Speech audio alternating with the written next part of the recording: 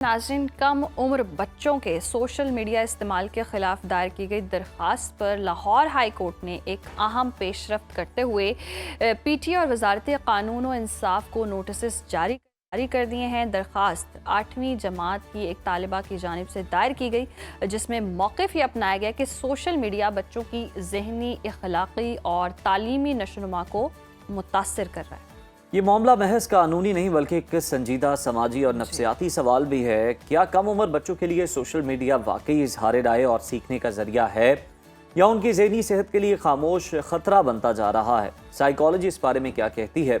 Mobile phone के इस्तेमाल की मुनासिब उम्र होनी क्या चाहिए? वालिदैन और रियासत की जिम्मेदारियाँ कहाँ से शुरू होती हैं? इन्हीं अहम निकात पर गुफ्तगू के लिए आज हमारे साथ मौजूद हैं साइकोलॉजिस्ट वजीहा ज़फ़र साहिबा।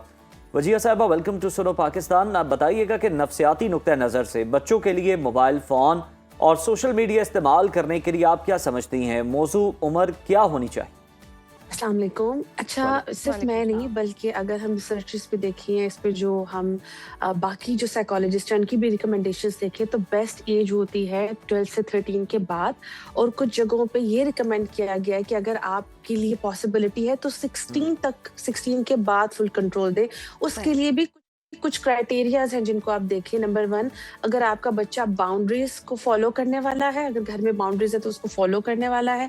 नंबर 2, वो रिस्पॉन्सिबल है। आप देख रहे हैं कि वो वल्नरेबल नहीं है, क्योंकि जो सोशल मीडिया को यूज करते हैं वल्नरेबल बच्चे, वो जल्दी शिकार होते हैं, जो आपने मेंशन किया, इखलाकियात के हवाले से, जहनी हवाले से, बहुत सारी ऐसी चीजों में ज्यादा जल्दी शिकार हो जाते हैं इन चीजों का। लाइक फोकस इश्यूज हो गए हैं, बिहेवियर इश्यूज हो गए, उनके ज्यादा फिर जल्दी आते हैं। सो नंबर 1 बाउंड्रीज, नंबर 2 वो रिस्पॉन्सिबिलिटी को कैसे लेके चलते हैं, एंड नंबर 3 अकाउंटेबिलिटी। कुछ बच्चे ऐसे होते हैं कि वो गलती करके ब्लेमिंग गेम बड़ी शुरू कर देते हैं या वो विक्टिम बड़ा रोल प्ले करते हैं। वो बच्चे जिनके अंदर आप देखते हैं कि वो इतने शऊर रखते हैं, इतने मैच्योर हैं कि वो गलती करके सीखते हैं, समझते हैं और वो शेयर करते हैं। और बच्चे एक और चीज ओवर सेंसिटिव भी नहीं है, तो ऐसे बच्चे कम वल्नरेबल होते हैं। और अगर कोई ऐसी स्क्रीन की बात करे भी तो वैसी चीजों को अवॉइड करते हैं जो उनको लगता हो कि अखलाकियात से दूर हैं या बुली हो किए जा रहे हैं, तो वो उस चीज को पकड़ लेते हैं कि हमें किया जा रहा है तो एक्सप्रेस कर लेते हैं। और स्पेशली वो बच्चे जो एक्सप्रेस नहीं कर पाते, जो बहुत इंट्रोवर्ट हैं, उनके लिए भी जो स्क्रीन है वो अर्ली एजेस में बहुत नुकसानदेह होता है। सो अगर हम देखा जाए एज रेंज को, अगर हम देखें तो 12 से 13 अगर हम देखें तो स्टार्टिंग आप रख सकते हैं, बट 16 तक 17 तक आप फुल फ्लज जो है बच्चों को अलाउ करते हैं। यहाँ मैं ऐड करना चाहूंगी, मेरे पास क्लिनिक में बच्चे आते हैं 8-9 साल के, 10 साल के, पेरेंट्स ने कंट्रोल दिया हुआ है। अब तो खैर मैंने काफी बड़ी एज बता दी। मैं 1-2 फैमिलीज में भी गई, वो 3 साल का बच्चा रील्स देख रहा है और वो रील्स में जो कंटेंट है, जो मैंने सुना, जो मैंने देखा, I was like really upset कि इतने छोटे बच्चों को हम रील्स पे लगाया हुआ है। हमने 3-4 साल के बच्चों को, उनको कोई स्क्रीन चेक नहीं है। बिल्कुल दुरुस्त फरमाई आपके, इतने छोटे छोटे बच्चे रील्स देख रहे होते हैं, इस तरह का कंटेंट देख रहे होते हैं और फिर वैसे ही एक्ट कर रहे होते हैं और अपनी तरफ से यूट्यूबर और वो पता नहीं क्या इन्फ्लुएंसर बन के एक्ट करके भी दिखा रहे होते हैं। तो ये कितना हार्मफुल है, क्योंकि बच्चों की अब वो मासूमियत ही खत्म हो गई। अब तो ऐसे वालिदैन भी आ रहे हैं जो चाहते हैं कि बच्चा मोबाइल यूज करे, कंटेंट क्रिएट करे, कमा के लाए, और जैसे ही पैदा होता है बच्चा तो एक कंटेंट बन जाता है। बिल्कुल ऐसे ही पैदा ही होता है तो पेरेंट्स उसकी रील्स बनाना शुरू कर देते हैं। पेरेंटिंग की बजाय उनका फोकस ही हो जाता है कि हमने कैसे रील्स बनानी है और कैसे फिट इन होना है। सो वो जो फोमो है वो पेरेंट्स के अंदर भी बहुत ज्यादा देखा जा रहा है। ये इस हद तक बच्चे की नफ्सियात को तबाह करता है। जब पेरेंट्स की अपनी नफ्सियात तबाह होती है तो वो पेरेंटिंग में भी सारी चीजें झलकती हैं और फिर वो एज अ रोल मॉडल वही चीजें फिर बच्चे के आगे रखते हैं। और जब ये बच्चे इसी दौड़ का शिकार होते हैं तो फिर उनकी नफ्सियात 8 साल, 7 साल, 6 साल के बच्चों की वो इश्यूज आ रहे हैं जो कुछ सालों पहले हम देखते थे कि 15-20 सालों में आते थे। मतलब 13 साल में। अच्छा, एक और चीज, बहुत सारे डिसऑर्डर का ऑनसेट ही 10 से 13 साल में होता है। और जब वो बच्चे स्क्रीन देख रहे होते हैं तो सबसे बड़ा इशू, जो चैलेंज हम क्लिनिक में देख रहे हैं बच्चों का, वो आइडेंटिटी क्राइसिस का देख रहे हैं। मतलब उनकी कुछ शनाख्त ही नहीं बन पा रही, वो अपने आप को एज ए ह्यूमन एक्सप्लोर ही नहीं कर पा रहे कि हम एज एन इंडिविजुअल हमारी क्या आइडेंटिटी है। उनको अपने गोल्स, अपनी हॉबीज, अपनी पर्सनैलिटी के बारे में कोई अवेयरनेस नहीं होती। ऐसे लोग जब मुआशरे का हिस्सा बनते हैं तो मुआशरे में फिर शरपसंद बनते हैं। क्यों? क्योंकि उनको अपनी जात का ही नहीं पता होता। आप अक्सर बच्चों को भी देख रहे होंगे कि वो छोटी सी पेशेंस लेवल बहुत कम हो गया है, हिटिंग तक आ जाते हैं, शिकायत करना शुरू हो जाते हैं। क्यों? क्योंकि उन्होंने कभी वो चीज देखी ही नहीं अपने घर में। और एक और चीज, पेरेंट्स ने मैंने एक और चीज भी नोट की कि पेरेंट्स ने चीज मेंशन की कि हमने टाइम रखा हुआ है, ये 1 घंटा यूज करता है। जी। अब वो एक टाइम तो कम है, बट वो 1 आवर में भी कौन सा कंटेंट देखता है, कौन सा वो उस पर content क्रॉस चेक देखता नहीं है। करते कि हमने उस चीज में उसको फ्रीडम दी हुई है, वो जो देखे जैसे देखे वो उसकी फ्रीडम है। जी। अब वहीं से सारी प्रॉब्लम शुरू होती है। इसी के बरक्स कुछ पेरेंट्स ऐसे हैं जिन्होंने बच्चों को 2-3 घंटे अलाउ किए, लेकिन बहुत ज्यादा स्ट्रिक्ट कंटेंट उन्होंने लिमिटेड किया हुआ है, और वो खुद पहले क्रॉस चेक करके वो कंटेंट अलाउ करते हैं। एक तो ऐसे बच्चों की मोरालिटी बड़ी स्ट्रांग जी। होती है। नंबर 2, क्योंकि वो बाउंड्रीज घर में चल रही हैं तो उन्हें बाउंड्रीज फॉलो करने आती हैं। नंबर 3, उनका मैच्योरिटी लेवल बनता है। जब आपको सही गलत की शिनाख्त बचपन से ही नहीं कराई जाती तो आपकी मैच्योरिटी और आपकी मोरालिटी बनती ही नहीं है। आपको सही गलत में डिफरेंशिएट करना फिर आता ही नहीं है, और फिर उसमें होता है कि सबसे पहले जो चीज फेस करते हैं वो जी। पेरेंट्स फेस करते हैं, बच्चे की जो बदअखलाकी है, बच्चे की बदतमीजी है, और बच्चे की जो रबेलियस है। और ऐसे पेरेंट्स जी हाँ, ये बदतमीजी तो बहुत पीछे रह गई है। हमने गेम्स की बात कर रहे हैं तो वो पबजी के बाद जो वाकयात हुए क्राइम के, हमने देखा कि बच्चे ने गन उठाई और उसने पूरी सुसाइड भी किया, लेकिन उससे पहले उसने अपनी पूरी फैमिली का भी खात्मा कर दिया। तो इस गेम्स के अंदर क्या है कि इनको ज्यादा खेलने वाले जो हैं वो, इनकी दिमागी हालत क्या होती है, हम जरा वो समझना चाह रहे हैं कि ये इस नहज तक पहुंच जाते हैं कि अपने माँ बाप की भी जान ले लेते हैं, अपनी भी जिंदगी का खात्मा कर लेते हैं। गेम एडिक्शन जो है ना, वो ब्रेन के जो केमिकल्स हैं, एग्जीक्यूटिव फंक्शनिंग है, उनको डिस्टर्ब कर देती है। वो एरियाज जो डेवलप होने का टाइम होता है जब हम गेम्स खेलते हैं तो उनको ब्लॉक कर देती है। उसमें फिर एक इंसान जो ड्रग ले रहा है ना, जिसका दिमाग अपना चल ही नहीं रहा है, वो इन्फ्लुएंस हुआ है ड्रग के अंदर, वही चीज एक स्क्रीन कर रही है, वही चीज एक गेम कर रही है। मतलब आपकी अपनी थिंकिंग पावर, एग्जीक्यूटिव फंक्शनिंग चल ही नहीं रही ना, तो फिर आप इन्फ्लुएंस हो रहे हैं, उन केमिकल के इन्फ्लुएंस में आ रहे हैं। सो वो ऑटोमेटिकली वो जो बिहेवियर, जिस तरह का केमिकल इन्फ्लुएंस हो, वो आप उसी तरह बिहेवियर इन्फ्लुएंस कर रहे हैं। सो इम्पोर्टेंट चीज है कि बच्चे के अंदर ठहराव लाने के लिए, बच्चे की खुद अपनी सोच बनाने के लिए आपको सबसे पहले इस तरह के कंटेंट से निकालना चाहिए। और रॉब्लॉक्स, पबजी, ये इतना ज्यादा बच्चे खेल रहे हैं, आप नोट करें।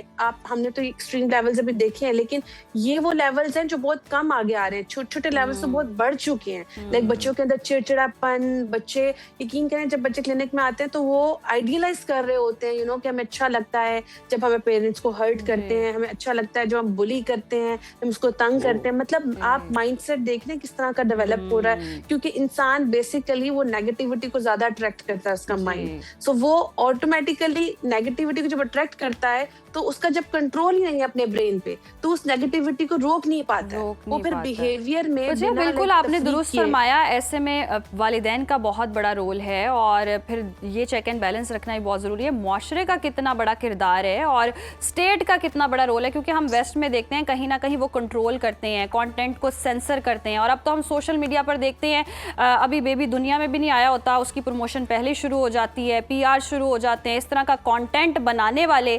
और इतना ज़्यादा हम देखते हैं अब सोशल मीडिया पे ये सब चीज़ें मौजूद हैं, तो पेरेंट्स भी अट्रैक्ट हो रहे होते हैं, उन्होंने भी ये सब कुछ करना ही करना है। तो मोबाइल या इस तरह के कंटेंट से फिर कैसे बचा जाए? अट्रैक्शन तो बहुत है। बहुत अच्छी बात आपने की। काफी सारे क्वेश्चंस हैं, मैं इनको सम अप करना चाहूंगी कि स्टेट का भी सबसे पहले रोल आता है कि स्टेट भी क्रॉस चेक रखे, ठीक है। और बहुत सारा कंटेंट ऐसा है जिसको अलाउ नहीं करना चाहिए, स्पेशली जिनकी वजह से आपको लग रहा है सुसाइड अटेम्प्ट्स हो रही है या मर्डर किए जा रहे हैं, उन पे जो स्टेट है वो स्ट्रिक्ट एक्शंस ले।